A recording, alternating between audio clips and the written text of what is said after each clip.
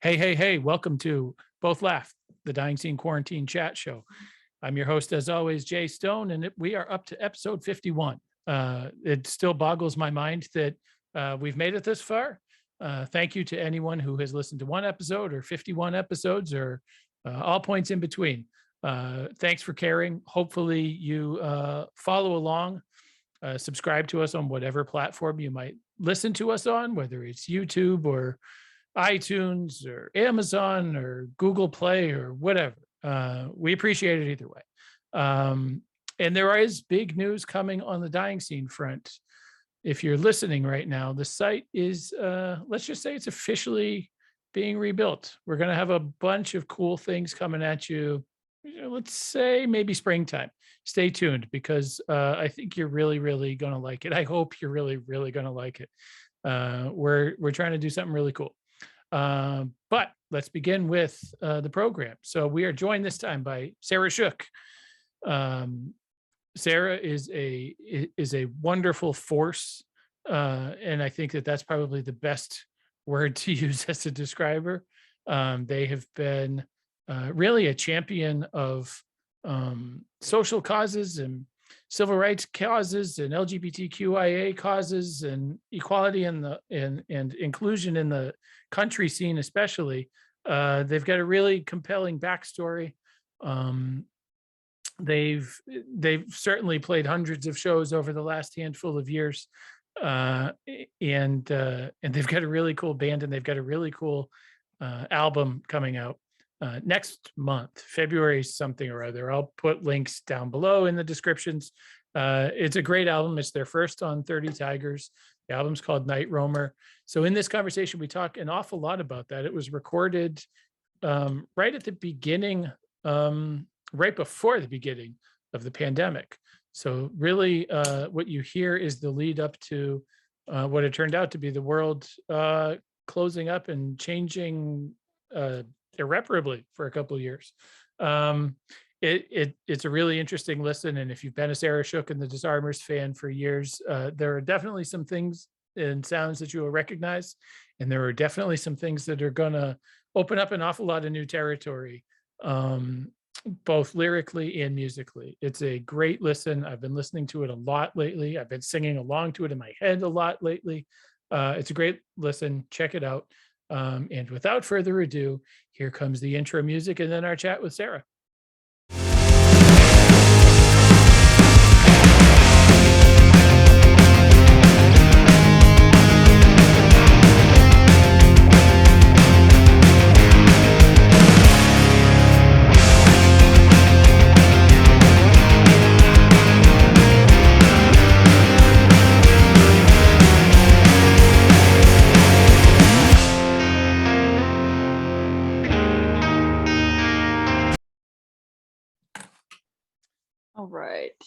All right. Hey, everybody. It is episode 51 of the show that we call Both Laugh, the Dying Scene Quarantine Chat Show. I know that I always say that I'm excited for this episode. It's kind of my thing, but I think that's because I get to seek out and chat with people that I think are inspiring and have interesting stories to tell. And I think that that's especially true of our guest on this episode. We are joined by the one and only Sarah Shook. Along with their band, the Disarmers. They've been one of the more hardworking and unique voices in, I guess, what we would call the outlaw country scene, for lack of a better phrase. They've been a vocal champion of civil and LGBTQIA rights for a number of years, and they've got a brand new album, Nightroamer, that is out on 30 Tigers next month. And let me tell you guys, it's really good. And we'll talk about that in depth. Sarah Shook, welcome to the show. Thanks for doing this. Thank you for having me. I'm excited to be here. Because this show started sort of in the early days of the pandemic, because the website crashed, as I was just telling you off air, and because, you know, we wanted to have a way to connect with artists, with musicians, with people, that had their plans sort of and their livelihoods uprooted, and to find out what people were doing to sort of stay creative and things like that. So I'd like to kick off these chats by talking about the early days of the pandemic. And if I have my timeline right, I know we're in the pandemic year number 3 now. So the fact that we're even still doing this show is wild. But if I have my timeline right, your perspective is a little unique because you ended up finishing the record that we now know as Nightroamer, which is out next month, just as the world was sort of closing up. Is that right? That's correct. We were in Los Angeles the end of February through, I think, March 5th or 6th, we flew home from recording.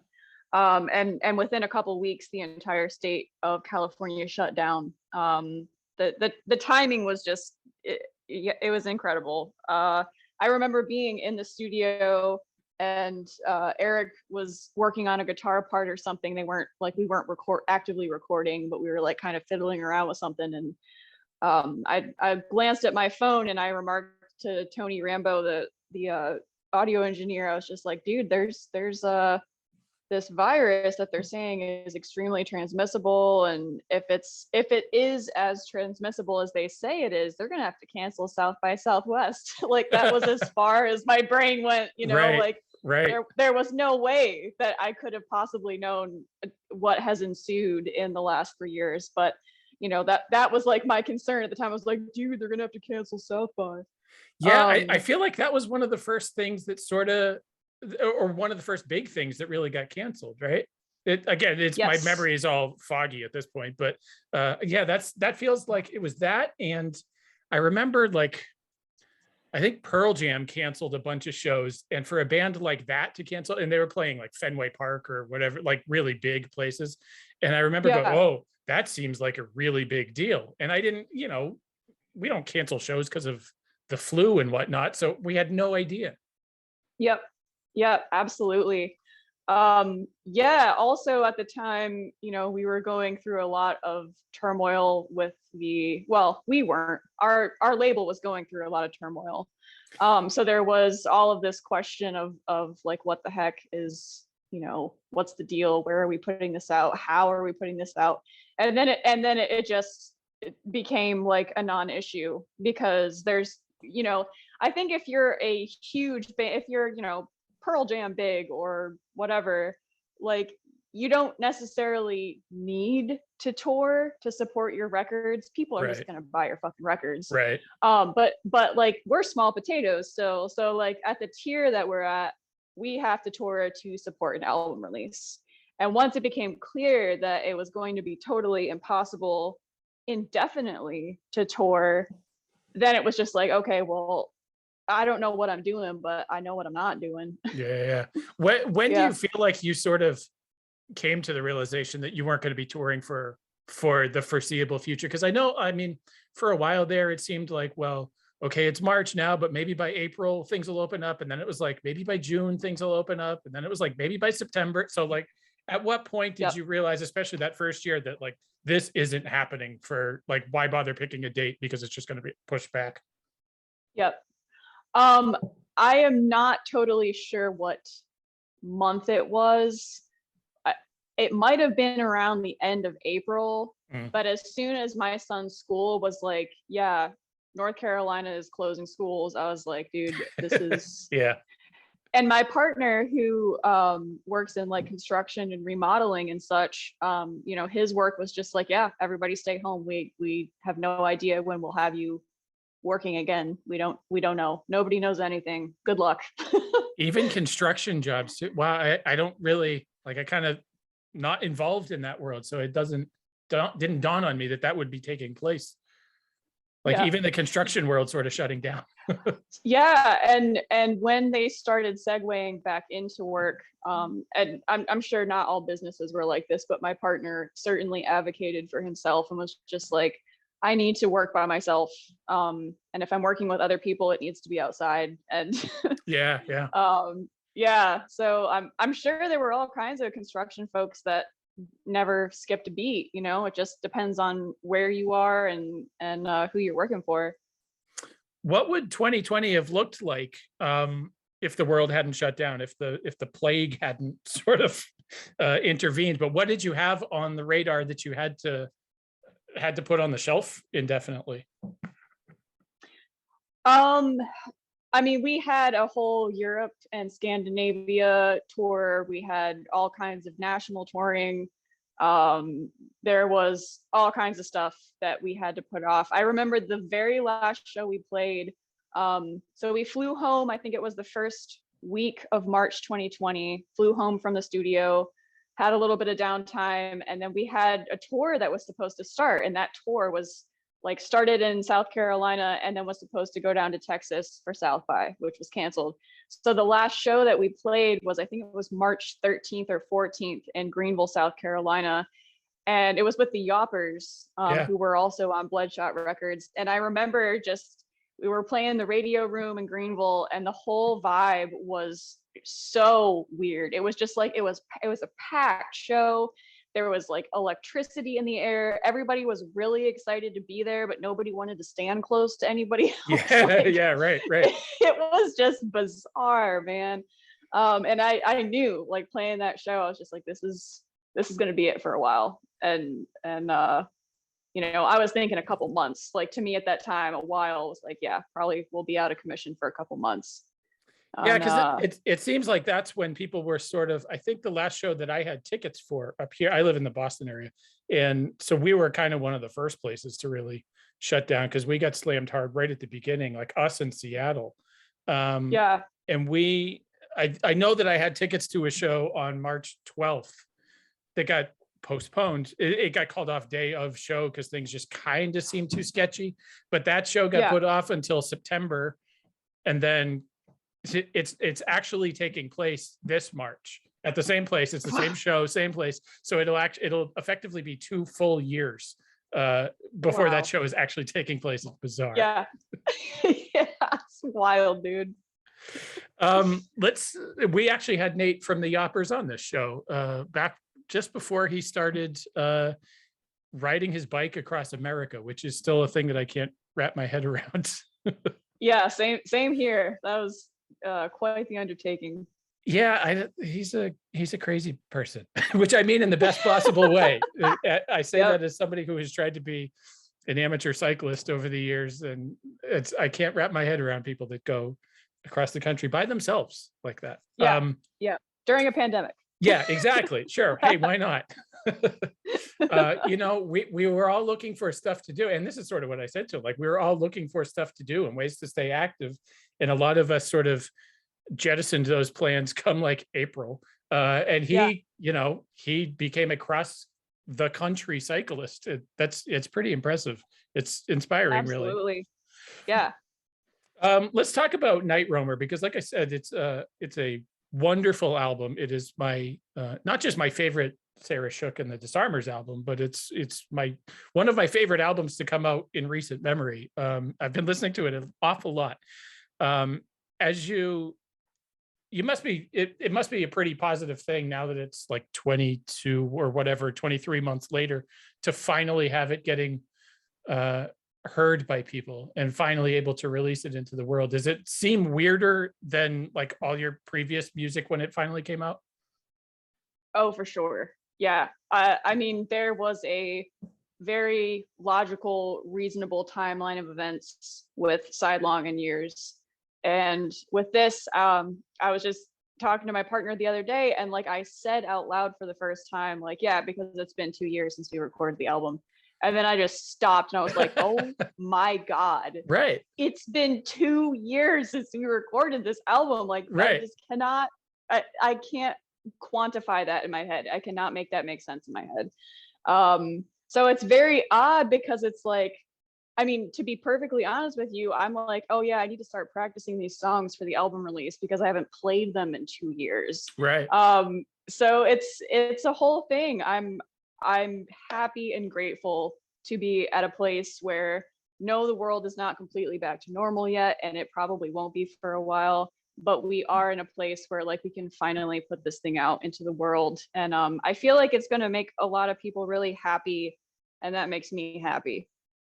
I think it is too. I agree with you wholeheartedly. I know, obviously anybody trying to release an album over the last couple of years, the last year especially, has been met with, supply chain issues and vinyl delays and and you obviously had the added layer of, sort of like you said, the whole Bloodshot Records situation, which has been hashed out in other places, so we don't have to go down that road. But how did that experience of kind of what ended up happening with Bloodshot Records, and people can Google it if they want to, but how did that influence sort of your approach in A, addressing a label at all, and B, ending up with the folks at 30 Tigers, who seem like they have a pretty good gig going there?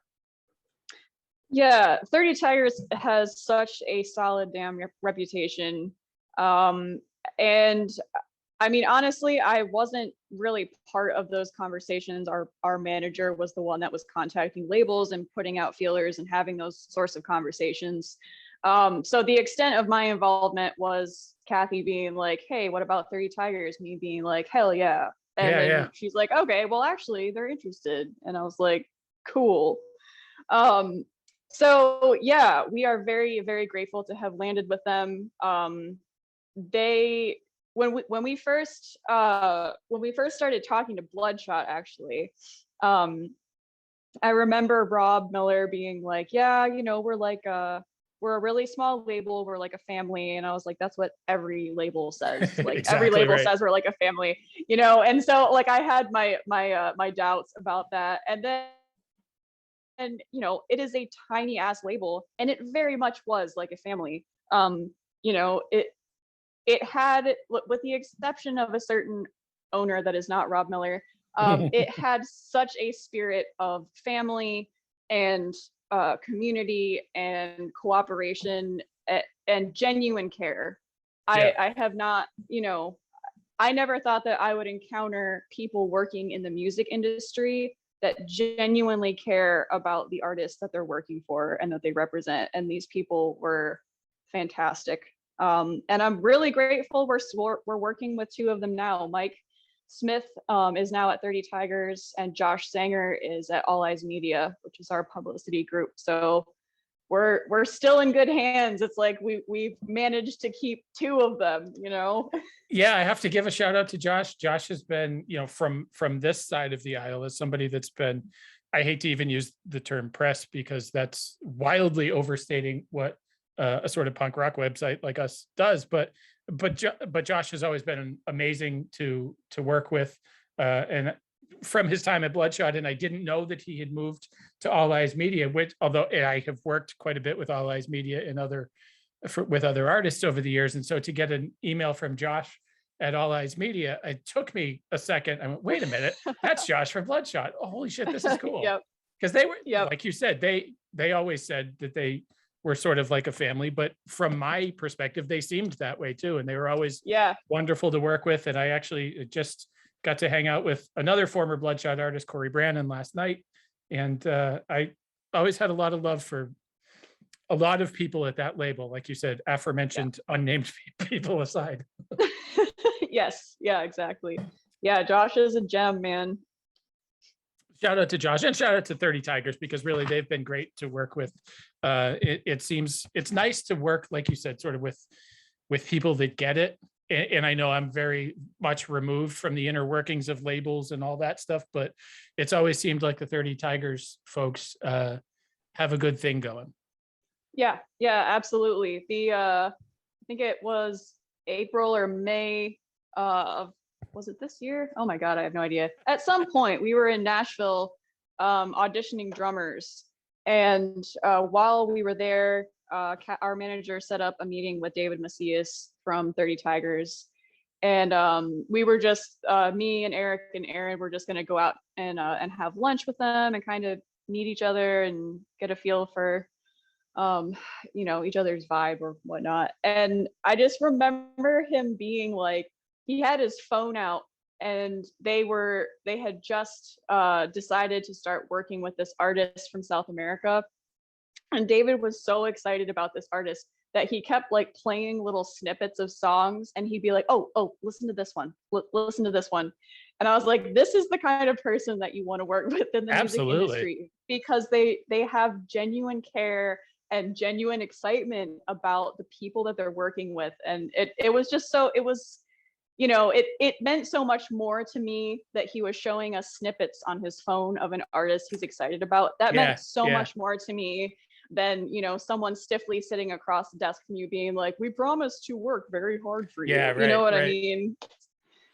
how much sort of leeway did they give you in terms of playing with the style on your record? Because one of the things that I want to talk about, obviously, is that for obviously most people haven't heard Nightroamer yet, and I think that there are obviously some sounds that people will be pretty familiar with as Sarah Shook and the Disarmers sounds. But they're one of the things that I think I really like about the album is that it seems like you kind of went for it, and you pushed some.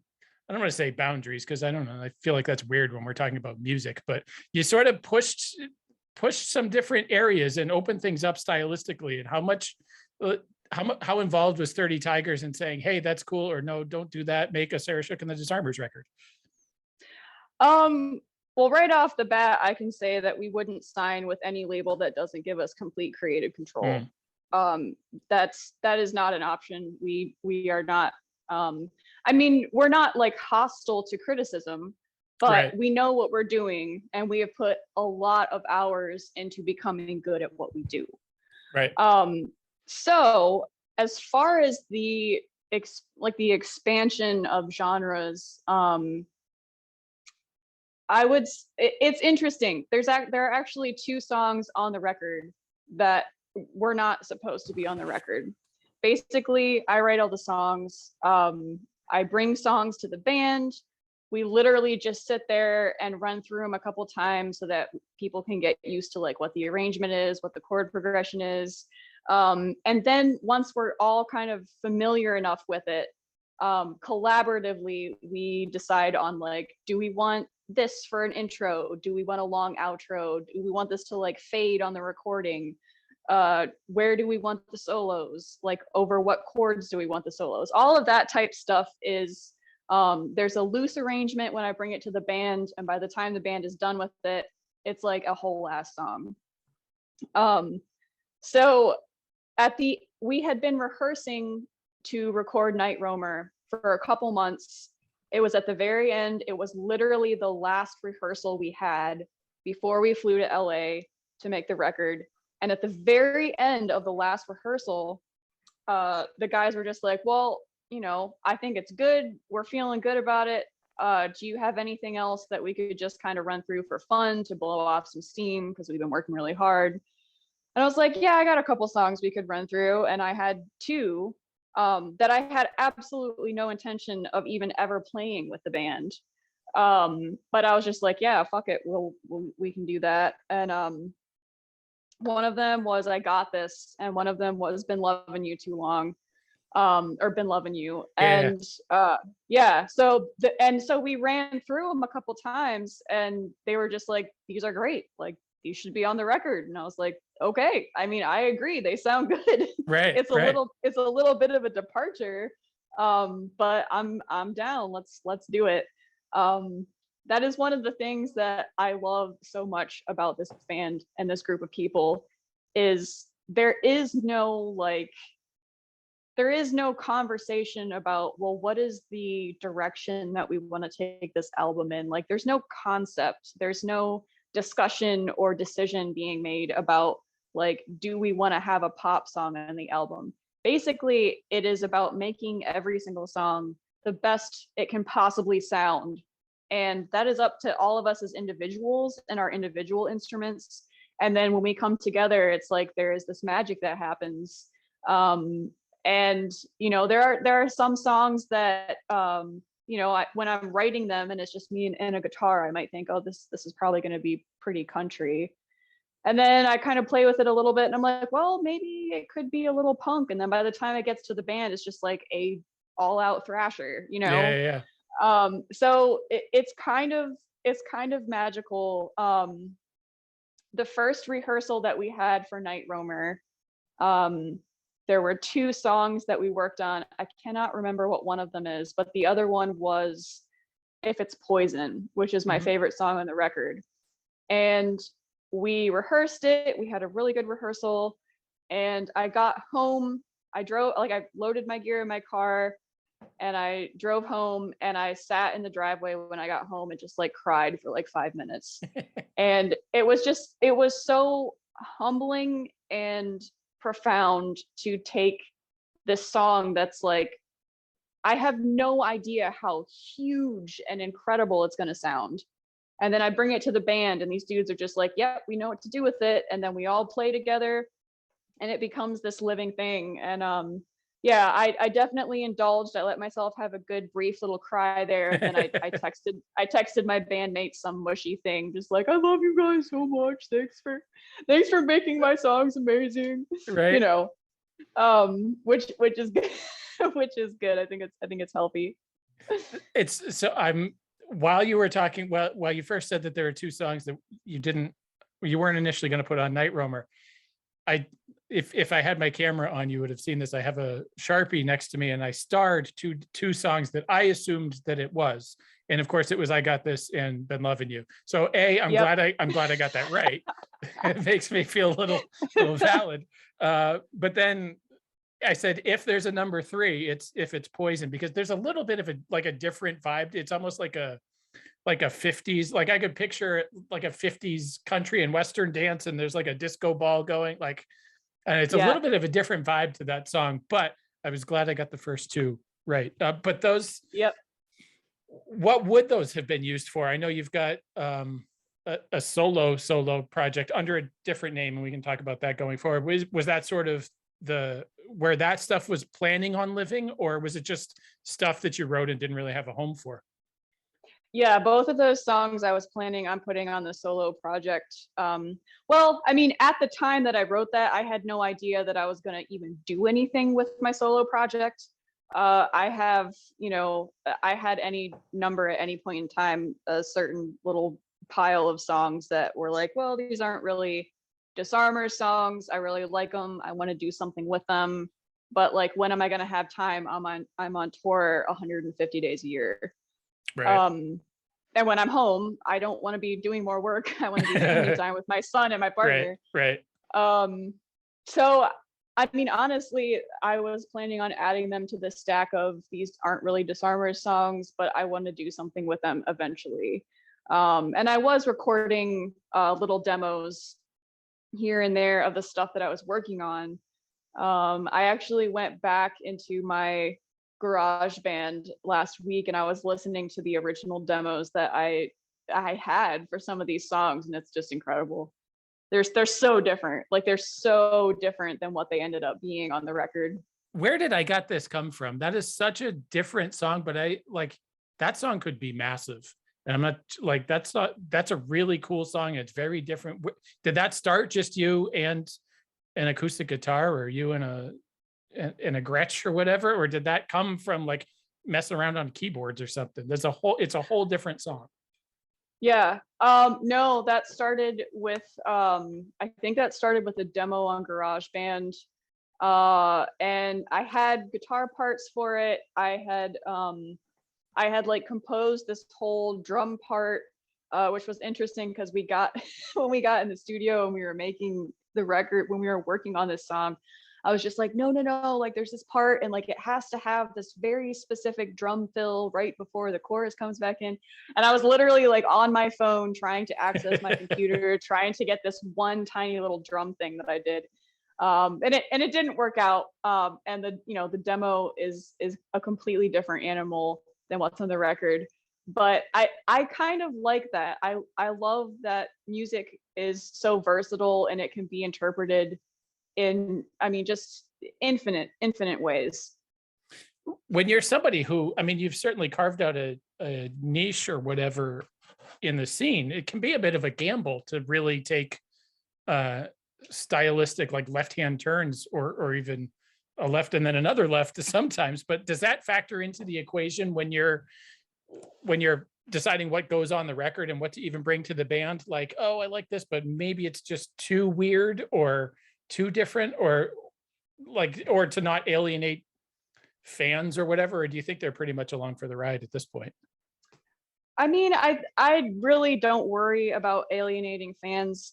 I know, from a few years of experience in the industry that you can't make everybody happy, and that some people are going to be pissed at you if you do different things, and that's okay. And like, those people are totally entitled to their opinion, and everybody has different tastes. And I don't let it get me down, because it's like, I know that I'm doing the best work that I can possibly do. And if you don't like that, that's just a matter of a difference in taste. And I'm okay with that. I'm Right. comfortable with that. It's just like there are songs that I write that are clearly Disarmers songs. And then there are other songs where I'm like, I'm not really sure. And Nightroamer was certainly the first album that we released that there was a moment where there was room made for the possibility that like maybe something kind of weird and like on the cusp might possibly make it onto the record. This is also really the first record that sort of talks about sobriety. And I say that with the caveat that I'm somebody who by day I've worked in the substance abuse treatment field for 20 years and haven't had a drink in years myself. But as someone who sort of wore that, whiskey soaked badge of honor thing for a while, that can be a little bit of a gamble too, when you have not just stylistic departures, but when a certain theme becomes part of your repertoire for a while, and then you move beyond that, did that feel like a little bit of a gamble too? I mean, I didn't see it as a gamble. I understood that there was definitely the possibility of people really not being happy that I had this like persona of being this super hard drinker and partier and whatnot, and then getting sober. But I just felt like I'm going to die if I keep doing what I'm doing. Right. And there is no motivation like knowing you're gonna die, let me tell you what. Right. So and I'm sure, like the joys of social media, man. I literally have seen people just be like, yeah, I just, if the music starts sucking, I hope she starts drinking again. It's just like, man, yeah, like it, people are always going to be like that to a Yeah. degree, and that's okay. Like I'm not threatened by that. And all I can do is genuinely hope that if that person also has a substance abuse issue, that they, I can be an example. It's just like, just because you quit drinking doesn't mean that like your life is over and that you're boring. Like, on the contrary. Yeah. Right. Yeah. It makes you much more interesting, and truthfully, I think it gives you sort of a different perspective on things when you actually say them. You know what I mean? Yeah. Like, I like it. Could you see behind me? There's like 7 Lucero posters on the wall, and I think there's like one of them is a skeleton drinking whiskey. So it's like, that's certainly in my musical wheelhouse. But at the same time, I think that like when you take that element out of a person's songwriting, I think it can make them more interesting, because they don't really have that thing physically or metaphorically that they're sort of holding on to anymore. Yeah. One of the scariest things for me about quitting drinking was not knowing if I was going to be able to ever write a song again. Not because I needed the subject matter per se, but because I needed the subject. Like every time I wrote a song as an adult, it was, I had had at least 1 or 2 whiskeys in me, and there was a certain level of like relaxation and not feeling any kind of inhibition that I felt like I needed to get to that place in order to write a song.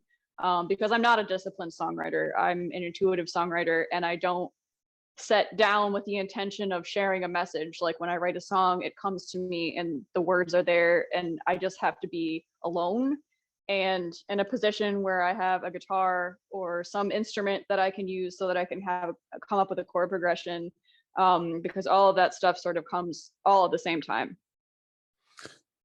Where does the timeline sort of line up in terms of when you got sober and when you were writing songs that became on Nightroamer? Was everything sort of written after that? No, and that kind of ties into what I was talking about earlier with just like not planning records. Like, Yeah. I don't like, people are just like, well, what were you doing when you wrote this record? And it's like, I don't write records. Like, I write songs. No Right. Mistakes I wrote in 2009. Oh, wow. And at the time that I wrote it, it had I think it had like one of the verses was different, and there was something else different about it. But the Disarmers we've been playing that song live for years. And when we started talking about the songs that were going to go on the record, that was one that came up because it was kind of a joke at that point. It's like, why have we not recorded this? Right. Like this, it could have been on Sidelong, it could have been on Years. But yeah, the timeline of when these songs come from is all over the place. In 2009, I was just starting to really have a drinking problem. Yeah. So that was, you've got a song from the beginning, there are songs from the middle. If It's Poison was late 2017. So the timeline of the songs is all over the place. I think Believer and Talking to Myself and I Got This might be the only three, and it doesn't change anything. There's like maybe 4 or 5 songs on the record that I wrote as a sober person. And then the other stuff was just kind of all over the place. When you look back, is it more difficult to write songs now, or now that you've been sober for a few years, is it just sort of like you just are a sober songwriter now? Like it's not necessarily as challenging maybe as it was at the beginning. I think the mental hurdle is gone for sure. Like I don't have the anxiety about not being able to do it. Because like not only have I been able to continue writing songs in sobriety and in recovery, but I feel like my songwriting has massively improved. And I've been able to explore with like different styles of songwriting that I never really dipped a toe in before. Right. So that's been very encouraging. It's very validating to be like, okay, yeah, like I wasn't throwing back whiskey when I was 9 years old when I started writing songs. So right. I know I don't need it. Right. But human psychology is so interesting, and like we have a way of convincing ourselves that we need all kinds of things that are unhealthy for us that we don't need. Oh, absolutely. Absolutely. It's sort of fascinating. I think you talk about being a 9-year-old when you started writing songs. I think one of the things that's really compelling about your story is, as someone who ended up a musician growing up in a house that music was effectively forbidden, right? Or at least popular music. So the fact that you figured out that songwriting was a thing, and B, like fast forward however many decades, and then you become a professional songwriter. To me, that's really, really fascinating. Yeah. It's really interesting. I just had a phoner a couple hours ago, and I was telling this person the same thing. Like both of my parents weren't raised in religion. They both had like kind of like salvation experiences. And before my dad had his, he was a guitarist in rock and roll bands. Like he was out playing shows. And then he felt like God asked him to like not play guitar anymore. And I remember even just being a little kid and being like, why would God give you a gift and then not want you to use it? Like that doesn't seem like something a good guy would do. Right. So there, like I was the trouble kid, man. I was the one that was always asking the questions and being like, yeah, this just doesn't add up. Right. Like I don't think I agree with this. And at this point, my parents and I have a really, really solid relationship, and they've come a long way. They've been very, very supportive the last few years here. So that's been cool. I when I started writing songs and I was like 8 or 9, and I was teaching myself like what notes sounded good together on a piano, I'm sure that like lyrically the content was religious. I'm sure that it was about Jesus or climbing trees, because those were the two things that I was, most informed about. Right. But when I was a teenager, my parents let me and my older sister go on this trip with some of these homeschool girls from our homeschool group. And it was a 5-day trip to Kentucky to like do all the horse things. We basically lived at Keeneland Racetrack, and it was really cool. Like, even if we weren't extremely sheltered, it would have been a really cool experience, but especially as very sheltered homeschooled kids, it was amazing. And I remember, I'm trying to think of what year it was. I was probably like 14. I'm guessing I was like 14 or 15. And, you know, we didn't have TV either. We weren't allowed to watch TV. And now all of a sudden I'm like by myself in a hotel room, like hundreds of miles away from my parents. Right. And so I was watching, or well, I didn't even know what MTV was. Right. This girl was watching MTV, and there was an interview with Fiona Apple. Of course, I had no idea who that was at the time.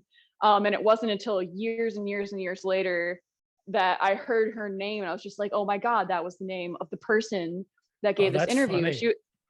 She was talking about using songwriting as catharsis and as a way of sort of processing your emotions and as like sort of a coping mechanism.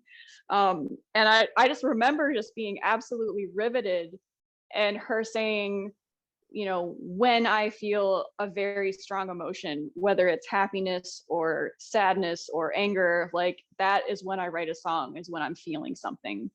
And I was just completely blown away. And that like completely changed songwriting for me, because it's like, here's this thing that I was sort of meticulously plotting along, like figuring out how to do it. And then all of a sudden it was like, this is why you do it, because it's a coping mechanism. Right. Yeah.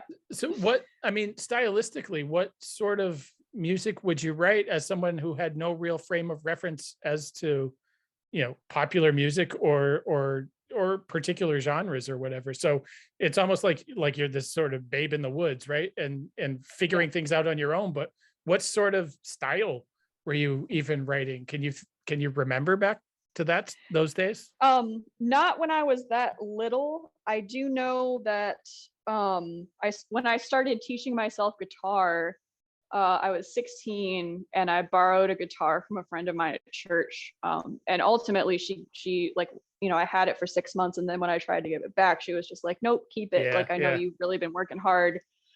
When I started playing guitar, that is when I started writing my first country songs, but I did not have any way of knowing that they were country. Right. So I was 16 or 17, and I did not listen to country music until 2000, around 2009 or 2010. That's fascinating to me. Yeah, I started dating this guy, and he had a record collection. And like one of the first times I was hanging out at his house, he put on a Johnny Cash album, and I was like, what is this? Like, what? Yeah, what? Right. Like, what do you call this? Like, what kind of music is this? And he's like, well, this is country. And I was like, okay, so yeah, this makes sense. I've been doing this. That's wild. You've got like these certain strum patterns that I've been using, and this like 1-4-5, like, yeah. And I mean, my parents we did not have music in my house growing up except for classical and worship. And like, even like my friends were listening to like DC Talk and Audio Adrenaline and MXPX, and like my parents were just like, that is not Christian music. Like, absolutely not. We don't want it in the house. That's so funny, it's not like, because you know, being in the, I was certainly a fan of MXPX, but they were always like the Christian band, you know what I mean, like in quotes, like, and then so for that, throw that into a Christian family, and it's like, no, that's not Christian music. Yep. Like, it was always like, oh, well, I like MXPX, they're the Christian ones. Or sometimes there was a caveat, I like MXPX, but they're the Christian band, you know? So it was always like they were a little like, just kind of over here where everybody else was over there. You know what I'm like? That's interesting. Absolutely.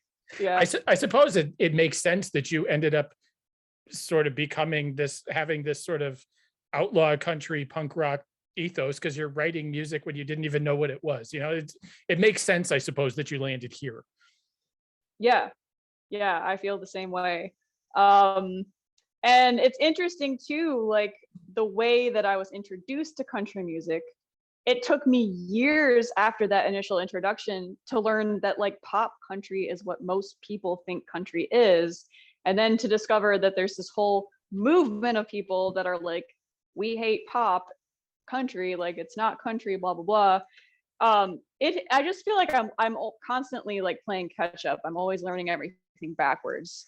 But yeah, Like I didn't start listening to punk until like 2014, 2015. wow. And again, like my introduction is not Green Day. My introduction is Sex Pistols and Germs and Adolescence, and like X-Ray Specs. Like I Wow. didn't start out, yeah, like all of the old school shit.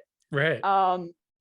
Which I'm grateful for. Like I feel like that has certainly shaped it certainly shaped like what I feel punk music is and what it represents. I will have to say that I was sort of definitely the same way when it came to country music. There wasn't, I mean, country music had sort of a bad rep. I grew up in New Hampshire of all places, so it's not like we had a music scene of any sort of in any way, shape, or form, aside from like Aerosmith, I guess, is like the only New Hampshire band, and Ronnie James Yeah. Dio.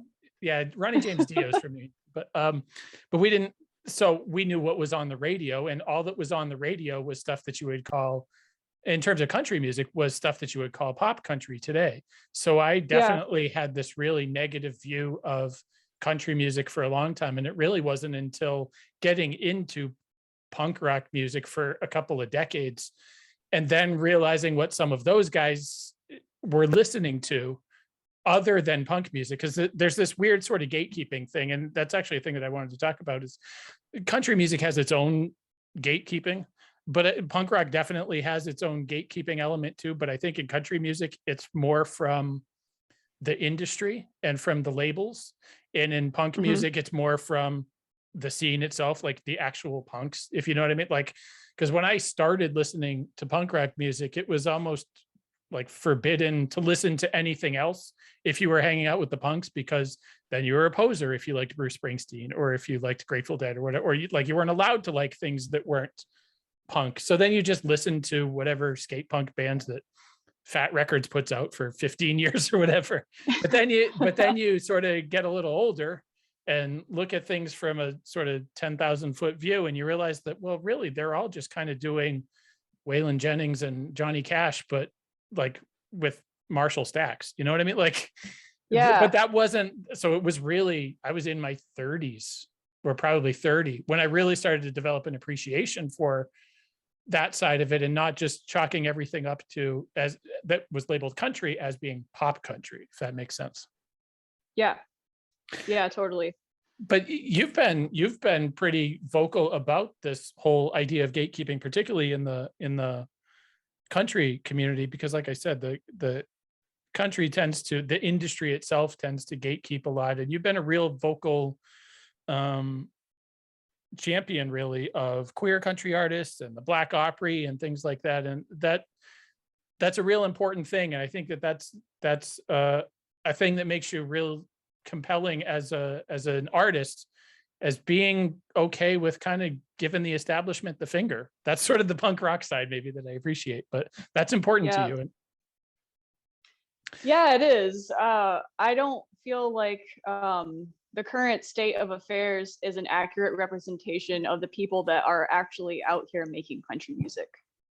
And I mean, there have been all kinds of research done and data compiled, like even just like the disparity between men and women in country music and representation just there.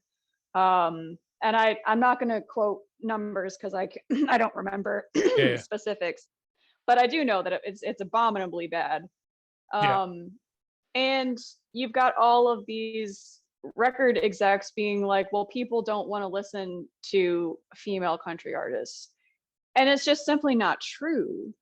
And if it was true, we'd need to have a separate conversation. But the fact is, like, women country artists are doing great we have fan bases, like we are seeing success even without the help of like a huge major label like Sony or something. Right.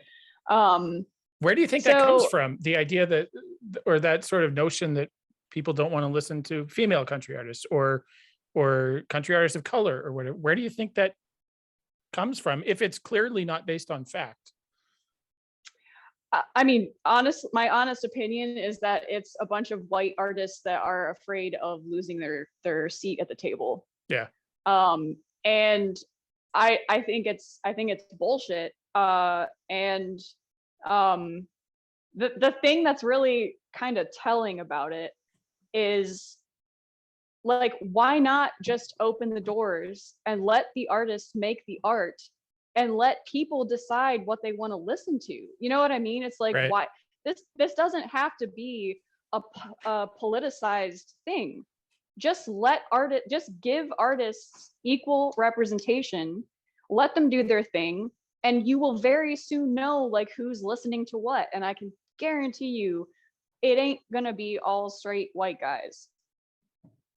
Not to politicize things, something dawned on me as you were saying that it's about a lot of older white guys not wanting to lose their seat at the table. I think you're exactly right, and I think that sort of mirrors what's going on in the voting rights conversations, particularly in places in the South, where a lot of country artists tend to live and breathe. But that's exactly what's going on in voting rights conversations, right? Like, the more people that are allowed to vote, the more people that are allowed to the table, the less a certain class of individual, middle-aged white guys, frankly, old white guys, feel like they're being pushed out. So it almost mirrors, those two paths almost mirror each other.